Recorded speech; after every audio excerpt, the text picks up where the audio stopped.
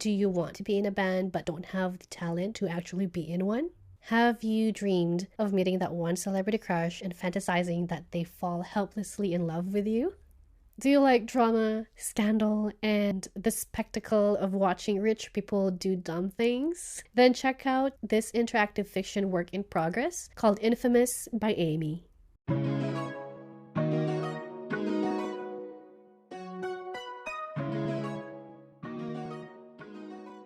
Hello, welcome to Vivi's Book Loft. Today we are doing something different. I'm not going to be reviewing a book, but I'm just going to talk about an interactive fiction that is a work in progress. This is Infamous by Amy. You're going to be a rock star, no matter what it takes. Go through the highs and lows of building stardom while navigating the rocky path to fame. For relationships, start drama, and try not to destroy your life in the process. Warning, this is a work-in-progress interactive fiction story rated 18+ for vulgar language, explicit sexual content, substance abuse, and more. None of the content in Infamous is an endorsement of the behavior and purely written for entertainment purposes only. Some chapters may include topics that may be triggering for some. You can toggle trigger warnings on to read before every chapter. Having read the demo, I can say that some of the triggering topics are parental neglect. Some would go to an abuse, I think, on an adult child. An adult offspring, maybe I should say. There are 3 characters who have rocky relationships with their parents, including the character that you're gonna play. In later chapters, there might also be some unstable mental health issues. You can choose that for your character, but I think we can also see hints of that from the other characters. So let's talk about the premise of Infamous. You are the lead singer of a band. You and your band have been together since high school. You formed the band with your best friend. You sing duets and you guys are in a band with your friends since high school. And it's only until 3 years ago that your co-vocalist left the band. Your co-vocalist can be your ex-best friend or your ex-romantic partner. So present day, 3 years later, you are at this audition to a very, very popular reality competition show that is Battle of the Bands Season 4. The demo opens with you going through this audition, meeting the main cast, meeting your band, and setting up this dynamic with your friends. You are performing your biggest audition of your career. So that's the opening. So the premise is you and your band are on this super famous, super messy reality competition. You and 10 other bands are going to go on a tour with this sponsoring band called Misfit Alley. Misfit Alley is the biggest band at the moment. The lead singer is your ultimate idol. You've been idling.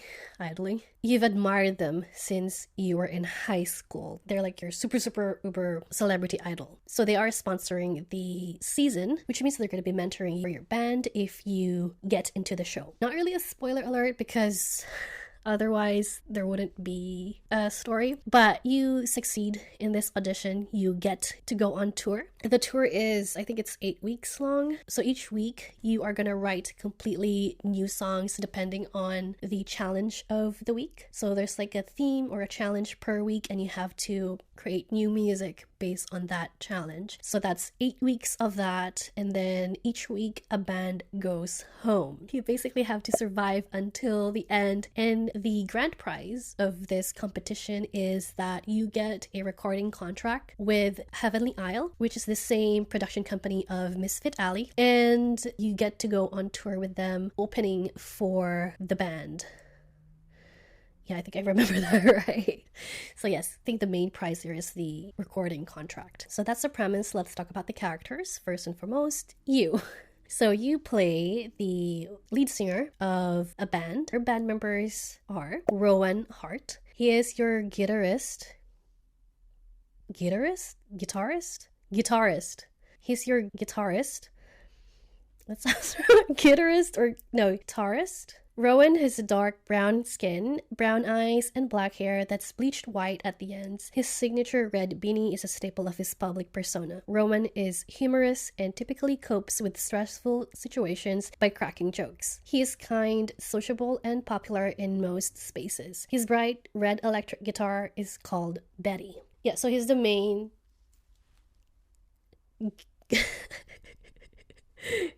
guitarist. Why is that so hard to say? So he plays the guitar, okay? And then there's Jazzy Dawson. She is your ex-drummer. Non-spoiler, you'll notice from the beginning that Jazzy is part of your high school group. She's auditioning with the band as the drummer, but after the audition, she has to leave because she's pregnant. Again, it's not spoiler because you know about this 3 pages in. Jazzy has a light brown skin, brown eyes, and wavy auburn hair. Jazzy has started dressing in oversized sweaters and sweats since the start of her pregnancy. She's known to have a calming and maternal presence over the band. So even though she leaves the band pretty early, she still shows up throughout the demo. And then you have Devin Powell, your bassist. Devin has pale skin and bright pink hair cut into choppy mullet. She has tiny, deliberate, crude tattoos scattered on her arms. They're usually dressed in overalls and a t-shirt that's easy to move in. Devin is passive and soft-spoken. And then we have Iris DeLuca, keyboardist. Iris has dark brown eyes and golden brown skin. She has blue hair that's shaped into a blunt hime cut and wears Victorian-style black clothing. Most of her outfits are decorated with an abundance of frills, ruffles, and layered skirting. Iris, while abrasive, is fiercely protective of her loved ones. So that's your band, your current band, I should say. The ex-vocalist is not included there. I will talk about them later on. So we've gone through your band. Like I said, they are your friends from high school. They're your best friends. And because your character is set to have a rocky relationship with your parents, that's non-negotiable. The band has become your family since you were in high school, so they are found family. Okay, let's go to the other characters, which are the love interests. Most of them are gender selectable. There's only 2 characters who are not, which is Sebastian and Victoria. Sebastian will always be a man and Victoria will always be a woman. In the character creation, you can actually set if you're attracted to men or if you're attracted to a woman or both. You can set that from the beginning. And of course, if you make your character attracted to only one gender or one specific gender, then that means you'll get locked out to the characters who are not of that gender. Okay, so first of all, we have Quinn. At the beginning, it used to be Orion Quinn, just the male version, but recently, or not recently, it's been a couple of updates past, but now, because Orion was just too hot and sexy to be only male, he now has a female version, Oriana Quinn. So Orion or Oriana Quinn, 35 years old. The reason why your band is still here today. With a business-savvy approach and a steel exterior, it still amazes you that Quinn is in music management of all things. Reserved, humorless, and thinks dancing is standing still with your arms crossed in the middle of a crowd. Is a tough pill to swallow, but God, they know what they're doing. Was once working under the biggest label at the time, Carolina Records, until they heard a demo of your band. No one but them saw the potential your band had, and they took a leap of faith and quit to help you guys make it to the big leagues. O's route, the manager route, you can have unrequited crush or obvious crush, like secret crush or obvious crush. If you go the unrequited love / chase route, you've had a pesky little crush on O since you met them, and over time it has grown to something you almost can't control. O is aware of your feelings for them, but they've managed to curtail any advances or downright ignore the fact it exists. You're their client. They're your manager and a professional. It could never work. Personality, stiff and stern, isn't one to go crazy. They're like a cold statue with a hard exterior. They have messy or gel black hair, white tucked in button down, and black pristine vest with black slacks and a thin belt. A single watch on their wrist, tan skin, and they are 6'4", or at least Orion is 6'4". I don't know how tall Ariana is. The description I read here is kind of outdated. It's still the Orion one. But yeah, Orion is 6'4". Ariana is just as tall. I just don't know how tall exactly, but they are not exactly the same person. Depending on their gender, some text or some descriptions, some of the reactions are different. Orion is my favorite love interest. He is my main choice. Yeah, he's just very... If you're into the assertive, strong but silent type character, then you would like Oh Quinn. They are a workaholic, and there are jokes from the band that call them a robot. They have this very cool exterior. They're very put together, but inside, like, they're secretly sensitive. Like, I think they're more sensitive than they want to be. They're still very logical, of course, very pragmatic, but they have their own type of sensitivity as well, like, and the feelings of vulnerability that you, as either a potential love interest or even just a friend, that you can discover with Oh. If you're into assertive, strong and silent types, if you want to be taken care of and not pampered exactly, but if you want to feel taken care of, Oh is definitely the option for you. I would call this route the mommy/daddy issues route. Okay. So that is your manager. Yeah, like I said, you can go secret crush or obvious crush. Different reactions and different flavor texts depending on what you choose. Second, we have Sebastian Holland. Unlike most people you find yourself around, Sebastian Holland, 33, has nothing to do with the music scene. Instead, his daughter is a super fan of your band. As a gift to her, they'll be road tripping through every stop of your B.O.T.B's tour, like some father-daughter groupie duo. Sebastian has no idea who you are, who Misfit Alley is, who your band is, and what you do. It's almost refreshing to talk to a non-music person for once, even if he is a little straight-laced and awkward. As a data analyst whose music taste amounts to jazz and classical, he sticks out like a sore thumb, but he tries to keep up, which is sweet, all things considered. Sebastian is too good, too moral, too pure for the underbelly of the music scene. You know you should keep him at arm's length, but you can't. Friendly and awkward, Seb is a typical boy next door type, with the looks to match. Sebastian finds your scene a bit too much, but he is a trooper. 6'2", pale skin, fluffy golden blonde hair, bright blue eyes, and full lips. He's usually wearing a navy blue scoop neck shirt and jeans. Typical, basic, not much to say. I know the fanbase have been calling him as like just some guy. But there's more to him because he is a single dad to a 16-year-old and he is 33. So he had his daughter when he was 17. Sebastian really, I think he is the love interest that gets left behind.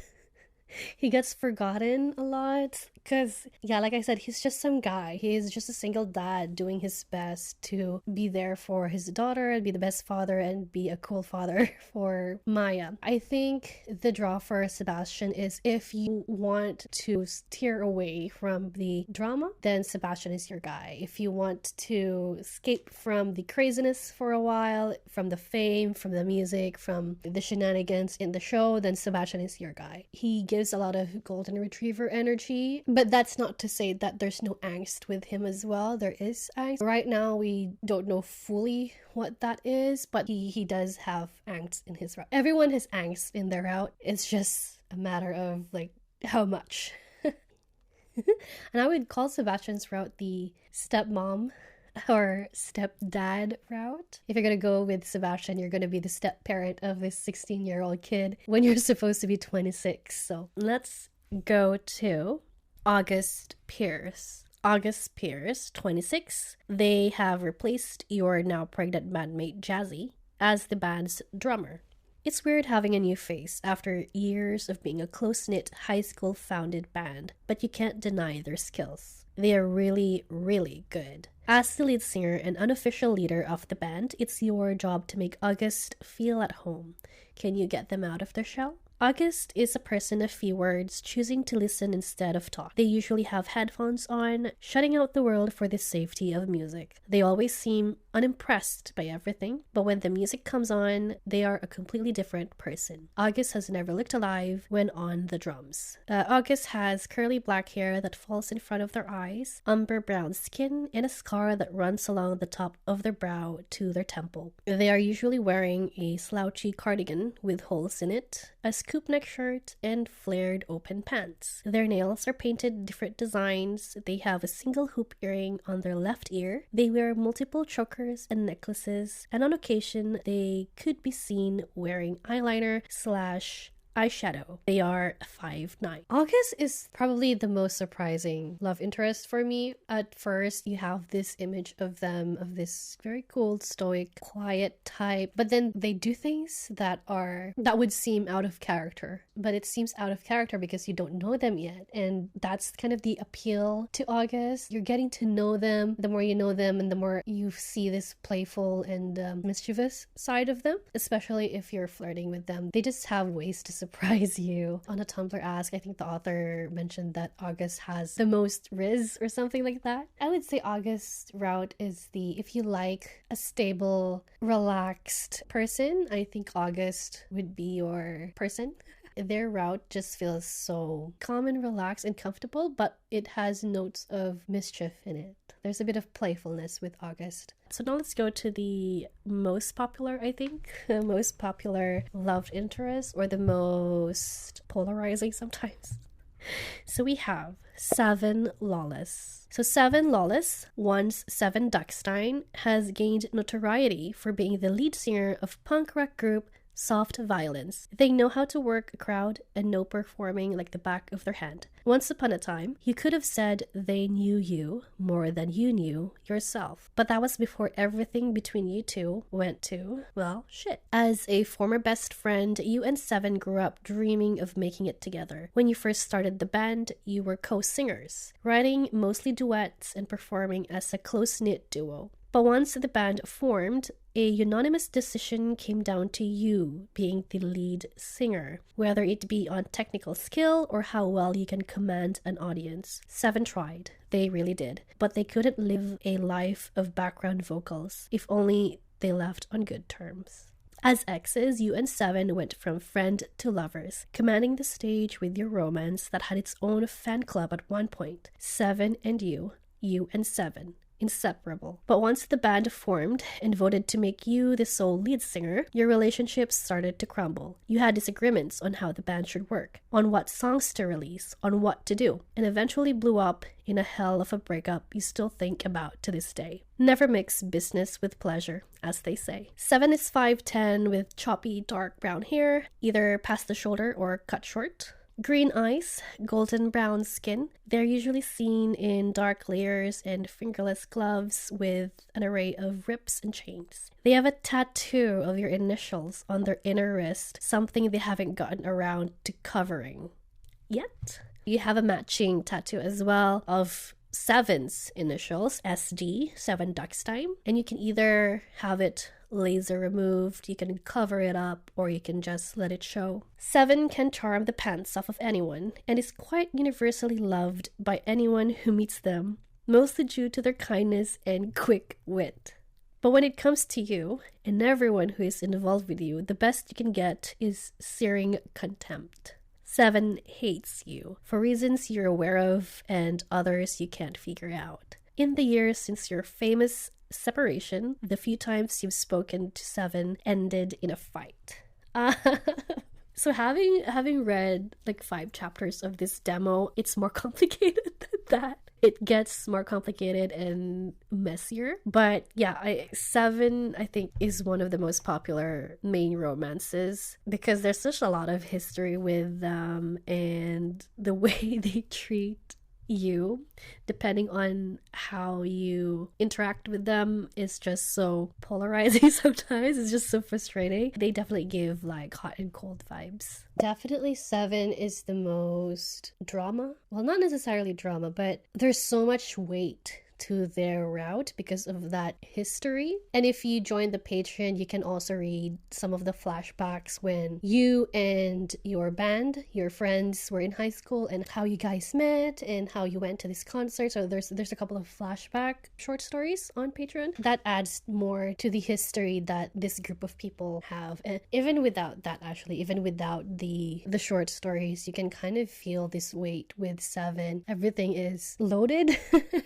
Every interaction, every look says something. It's a big deal for them. I think if you like maybe second chances, second chance romance, friends to lovers, if you like messy breakups, or if you like reading about messy breakups, I should say, Seven Lawless is the route for you. I don't know what to call Seven's route. The ex route? I don't know. Because you can choose to be ex-best friends, not ex-lovers, and then you can choose to fall in love the second time around, like once you reunite. So it's not technically the ex-lovers route. Seven is just Seven.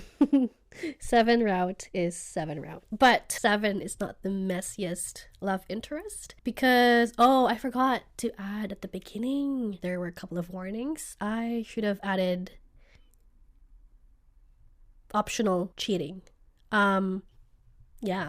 So Infamous can really be messy. It feeds into that whole reality show, celebrity culture, toxic celebrity culture specifically. So yeah, we have two characters who are only romanceable if you initiate an affair. So we have Griffin Rain or Gina Rain. G Rain, 28, is the lead singer and face of genre-crossing Misfit Alley, currently the biggest and most famous band in the world. The Misfit wave started with their W.I.P. when G was only 16, blowing up due to G's attractive face and flirtatious attitude. Now, G is the most sought-after person in the industry, and they know it. Throughout the years, G fell upon multiple scandals, breakdowns, and lawsuits until eventually marrying Victoria Valentine. Of course, that doesn't stop them from flirting with anyone with legs, even if it is innocent. It's just part of the job. Still, you think there's more to the story behind the relationship. You and your bandmates have grown up idolizing G and Misfit Alley, scourging pennies and sneaking out to go to their concerts, having their posters on your wall. You never thought you'd be mentored by them and their band. You never thought you'd get close to G at all.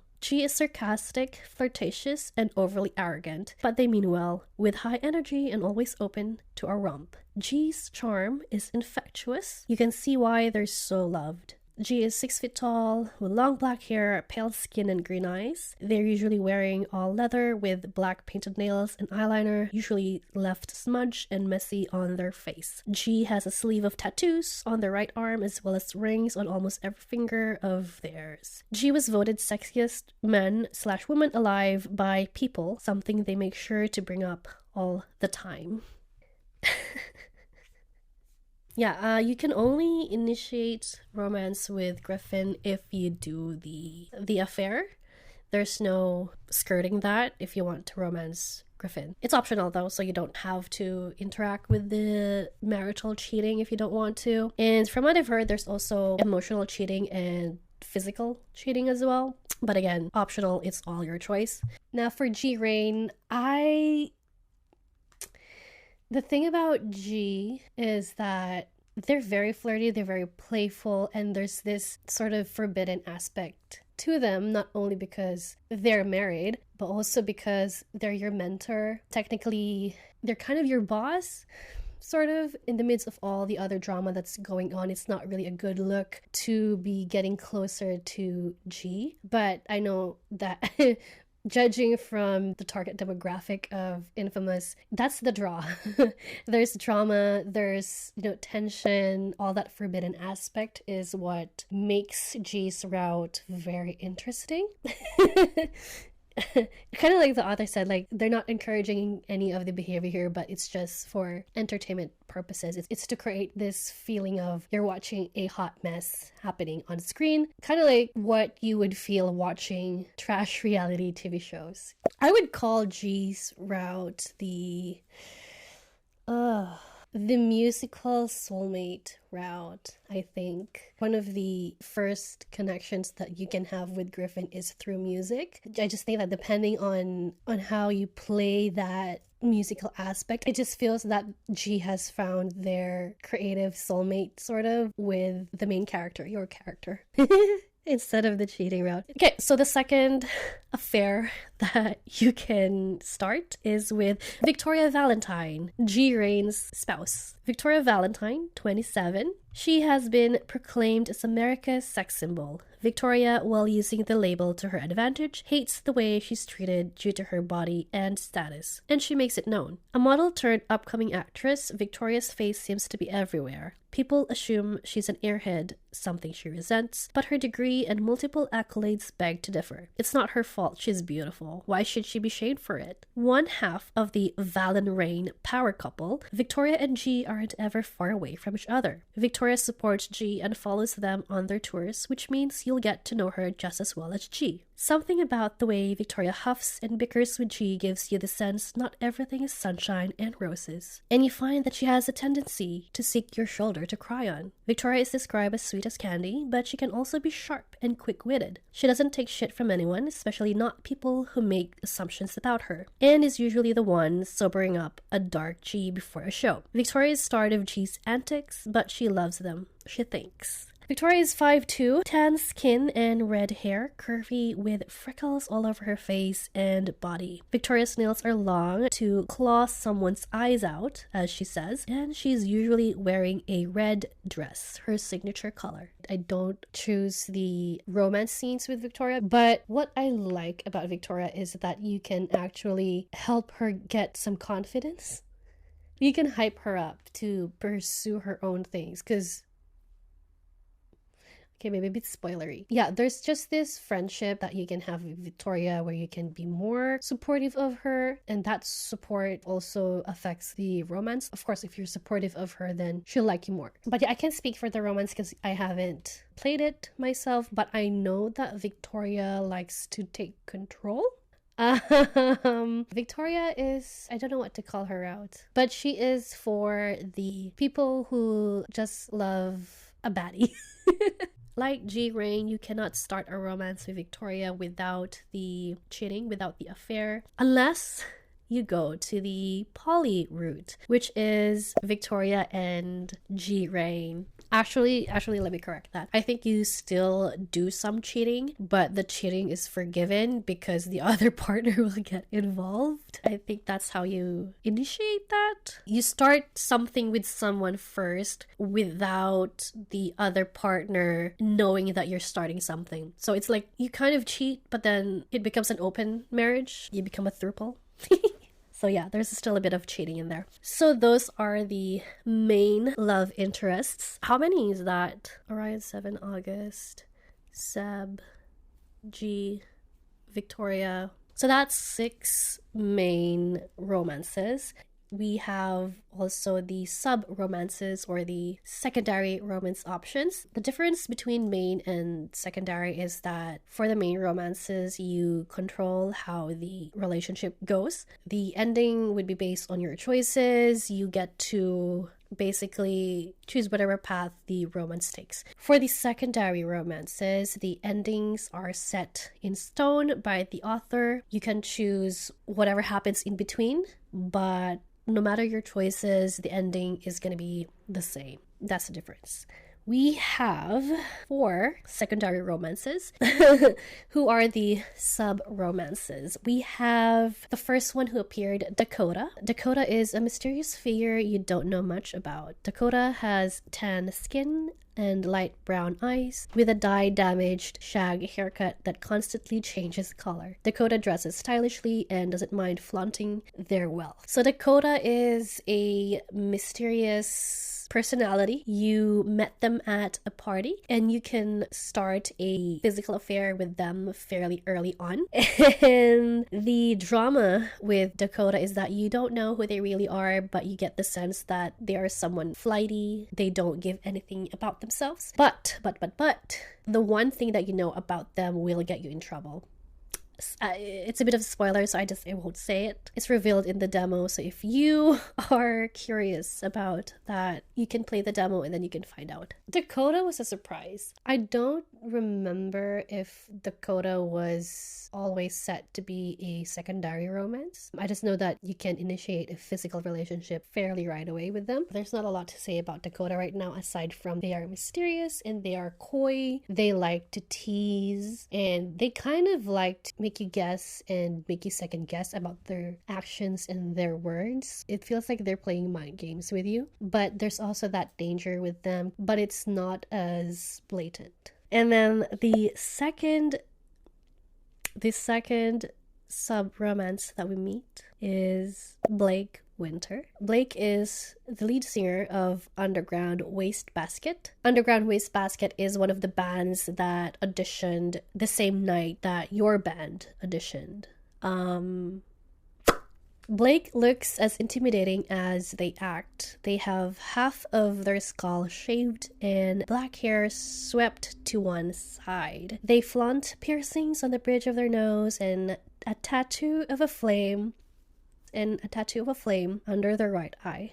They have pale skin and dark eyes. Blake Winter, I would describe their romance as rivals to lovers.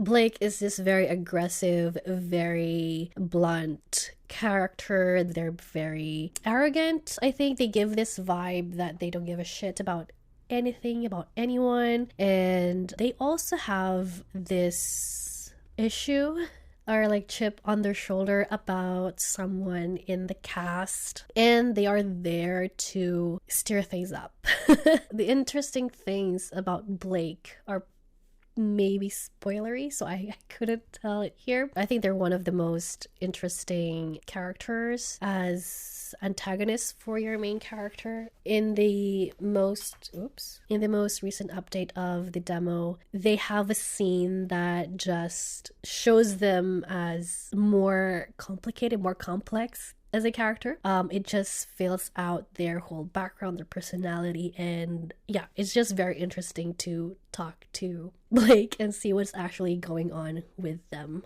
Blake Winter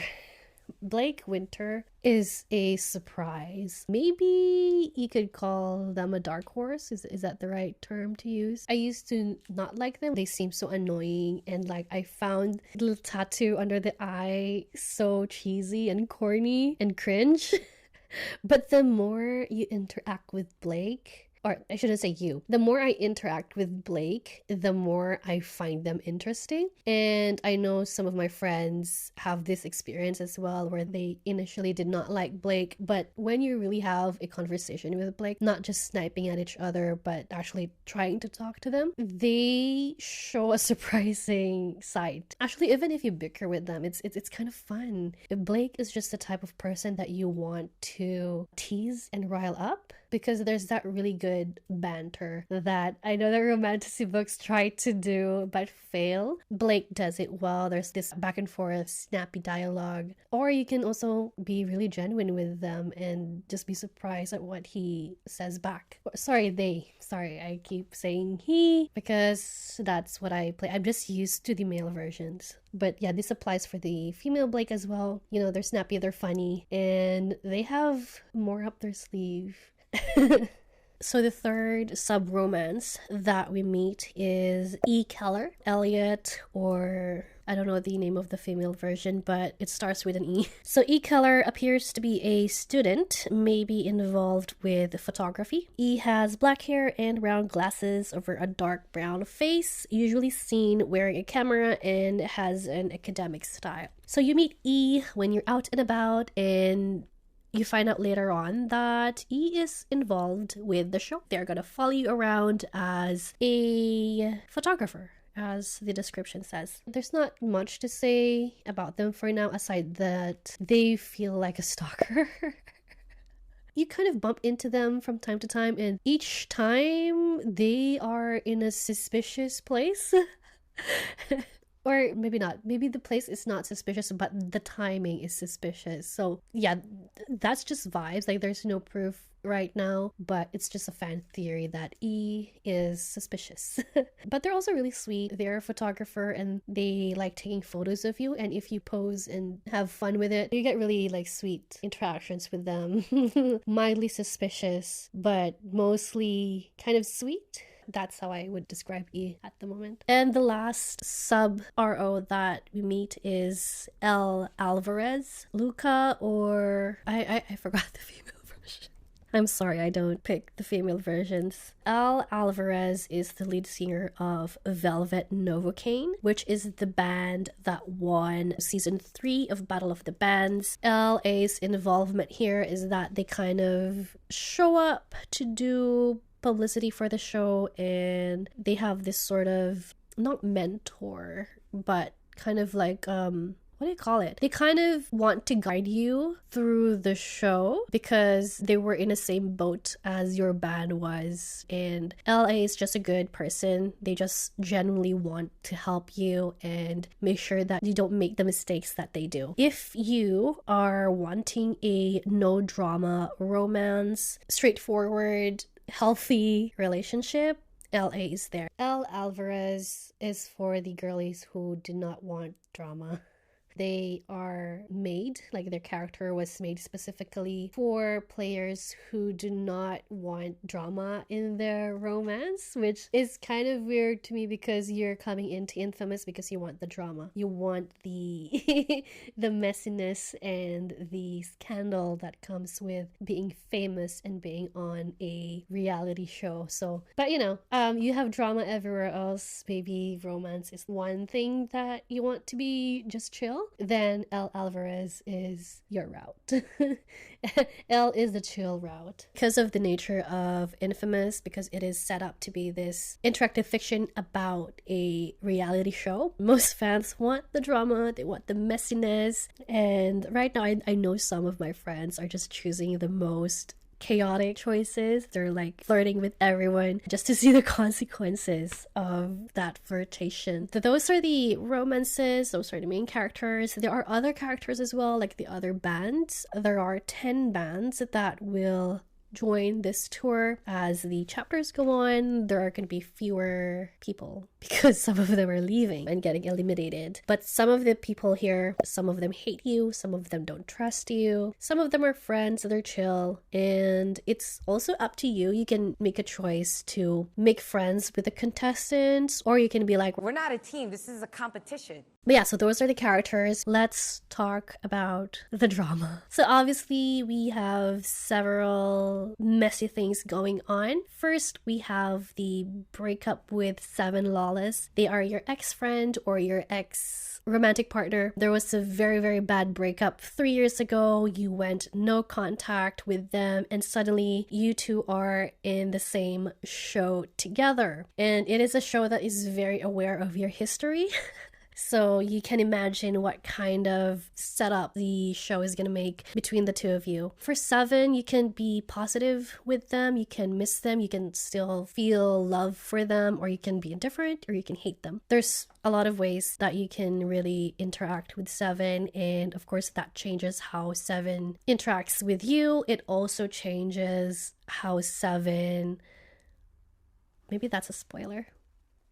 Anyway, it changes how Seven reacts to you at the show, which can affect other things like the competition itself. And then there is, of course, the cheating, optional cheating. If you want to romance Griffin by themselves, there's no way to not cheat. If you want to romance Victoria by herself, again, you have to cheat.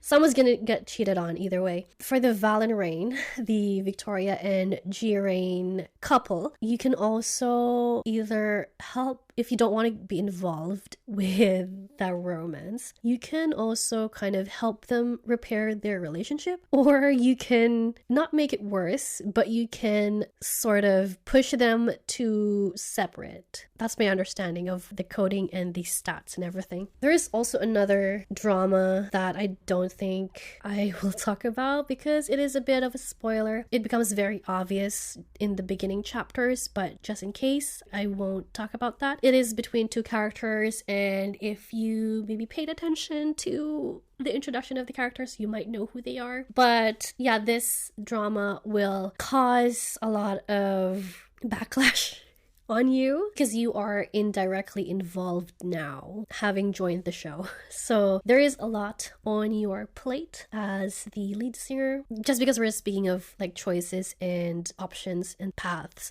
you can also change your dynamic with the band, because the history is you are best friends, they are your found family. But now that you're in this very stressful situation, and Seven is back on the scene, it kind of messes with your band's dynamic, and you can either encourage them and stick with them, or you can start to distance yourself. Is it spoilery if I say it? For the customization, you can customize your band's genre. You can input your own lyrics. I know some people, they don't want to write their own lyrics, so you do have options, and you can pick between two to just fill out that lyrics, and you don't have to make your own. Personally, I like to make my own lyrics. I just think it's fun to to draw from whatever is happening with my character. Other options on the parents' side, you can either play your character as wanting love from your parents, or you can play them off as being indifferent, or you can play them off as being really angry about the parents, wanting their love, indifferent, or angry. The author intended to make Infamous as customizable as possible. So you can play as asexual, you can play as, non-binary, trans, whatever identity you want your character to be. It's very versatile. And you can also customize like your outfits, your look, how your band present themselves on stage, if you're like in matching outfit, or if you're going for a specific look, your sound. You can even change your genre, and you can say that you rebranded. It's just very customizable. A lot of options to play around. Even when it comes to romances, you can be more outgoing, or you can be more shy with the romances. Let's talk about the stats, actually, because like many of the interactive fiction, kind of like Breach the Archangel Job, my last video about interactive fiction, Infamous makes use of a stat system. It tells you something about yourself, if you are art-driven or fame-hungry, if you're ambitious or jaded, arrogant or humble. You have this persona as, an artist, if you are approachable or aloof, if you're a born star, if you are loved by the fans. You also have a stat with your band or regarding your band, if you're a leader or if you're a member, if you're attached or detached, and your camaraderie. So camaraderie, I think, is just the whole morale of the group. You also have the stats for your romantic partners. So basically, kind of like my previous video in Breach, you do get relationship points. Depending on your choices, you get approvals or disapprovals. There is a list of your romantic options and percentage of how they view you. High relationship points mean, they're nicer to you. They are more amenable. Basically, it changes the flavor text, especially with 7. I think 7 is the most varied or most affected by your relationship stats, because they can really either hate you so much, or they can be sort of civil with you. There are some stats as well that affect your standing in the competition. So like how you view your career, how you handle the challenges, how you answer the interviews, and generally present yourself to the cameras will also affect your standing in the competition. Honestly, things that really make me want to play Infamous is kind of spoilery, but I can say that the messiness and the drama of Infamous really comes from being attached to the characters. I think the cast here are very well rounded. They have very interesting backstories, and each character have their own arc that they're going through. yeah, it's just a very interesting group of people, and I love how they all come together in this show and basically make things worse or make things better for you. If you like reality shows or telenovelas, that kind of entertainment you get from those kind of shows is replicated here. It's messy, it's dramatic, it's scandalous, and it's also very, very fun. I finished the most recent chapter of the demo, which is chapter 5, and without saying spoilers, I would say that one of the romances have started. And it is messy. It is messy, which I love, because you already kind of have consequences right after, sort of, not big consequences, but internally you're already getting the consequences of that messy decision, and I love that. It's a given for interactive fiction to have consequences to your choices. That's one of the main draws for interactive fiction in general, that your decisions shape the story. In Infamous, your decision affect your standing in the competition, how the cast members view you, how the public views you, how the romance, your friends, your love interest. So basically everything you do is recorded and watched, and there's always consequences to those actions, especially since the whole game you will be, well, not whole, but most of the game you will be mic'd and literally recorded by cameras. So yeah, we are already seeing the consequences of your character's actions. We also get to watch the episodes of those reality show, like they do a viewing where all the cast and members are gonna watch the last week's episode, basically. And so you get to see how the show manipulates or edits your actions and choices to create this story about you. And of course, the public will then create their own perception of you. If you think about it, it seems like a goofy, silly, messy show, but then there's also more nuanced, more complicated topics here. Because I think one of the themes of Infamous is asking if fame is worth it. What are you willing to sacrifice for fame? And what does being famous really mean? I think overall it's just very fun and intriguing and messy interactive fiction. For a work in progress, the fandom is really active. I've seen a lot of love from the fans, including myself, a lot of engagement and excitement about this interactive fiction. So if you are interested and if you would like to support the author, you can check out her website, infamous-if.tumblr.com.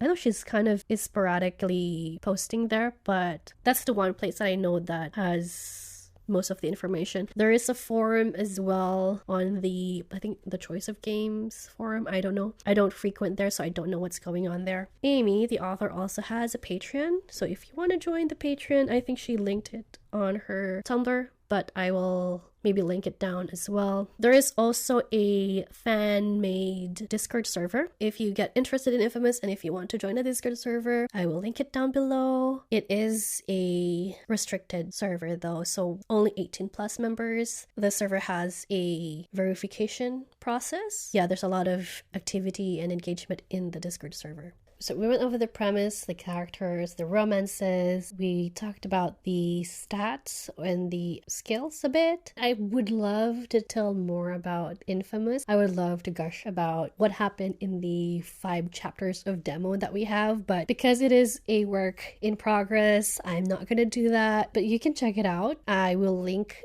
the author's Tumblr page in the description. But yeah, I just wanted to talk about Infamous because it's one of my most awaited interactive fiction. I don't know when it's going to be released, but I will be definitely buying it right away. Once it's out, I'm buying it. If you would like to be in a band, if you would like to experience fame, if you like the drama, the messiness, the highs and the lows of the music industry, I think you would like Infamous by Amy. It's an interactive fiction work in progress. If this sounds interesting for you, check out the demo and give the author your support. So that's it for me. I will see you next time. Bye.